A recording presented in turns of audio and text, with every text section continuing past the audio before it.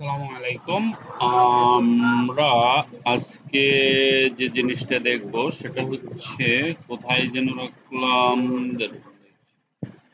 ওকে, যারা coding assignment আমি এটা পিডিএফ করে পাঠাই দিতেছি আপনাদের। টেবিল উইথ কোড, ঠিক আছে? 5টা রো 7টা কলাম বিশিষ্ট একটি টেবিল প্রথম বানাবেন, ঠিক আছে?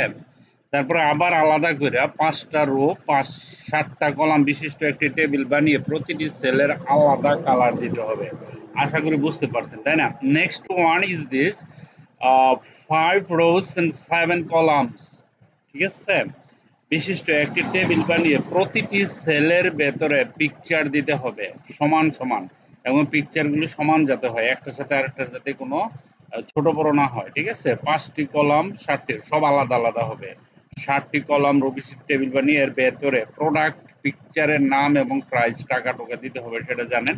আর 2টা রো এবং 5টি কলাম বিশিষ্ট টেবিল বানিয়ে প্রতিটি সেলের ভেতরে 10টি নিউজ পেপারের লিঙ্ক দিতে হবে, যে আপনি একটা টেবিলের মধ্যে 10টা ঘর থাকবে, প্রত্যেকটা নিউজ, যেমন দেশ, আমার দেশ আছে না, বাংলাদেশের যে নিউজ আছে সবগুলো নিউজ এক পেজে নিয়ে আসবেন, ক্লিক করলে যাতে ওপেন হয়ে যায়। Okay, then next one is header menu. একটা ওয়েবসাইটের হেডার মেনু কিভাবে বানাবেন, লোগো সহ ব্র্যান্ড দিয়ে একটি ওয়েবসাইটের 5টি হেডার মেনু বানিয়ে তাতে লিঙ্ক দিতে হবে, এবং পরে ওই ওয়েবসাইটের জন্য নিচের কাজগুলো করতে হবে। দেখেন, এদিকে একটা কোম্পানির বস বা সিইও এর পিকচার থাকবে, ঠিক আছে? আর এটা হুবার হবে, আর তার ওয়েবসাইটে সেই সিইও সম্পর্কে বলতে হবে, ঠিক আছে? সেটা হতে পারে আর্টিকেল, যে কোনো আর্টিকেল হতে পারে। ওকে, তারপর প্রোডাক্টের প্রাইস হবে, ইমেজ থাকবে, নাম থাকবে, তার প্রাইস থাকবে, ঠিক আছে?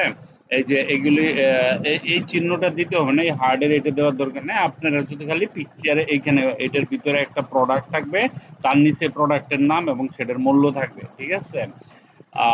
লিঙ্কগুলো পরে আমরা শিখবো, যে প্রোডাক্টের প্রাইসে ক্লিক করলে সেটা অ্যাড টু কার্ট আমরা পরে করব, ঠিক আছে? আপাতত ওইটা যাওয়ার দরকার নেই, আপনারা শুধু ডিজাইন করেন, যেহেতু আমরা গ্রাফিক্স ডিজাইন করতেছি, তাই না? তো এটা কমপ্লিট করবেন। ওকে, এটুকুই আমি পিডিএফ করে পাঠাই দিতেছি। Okay, thank you very much for watching this video. Bye by.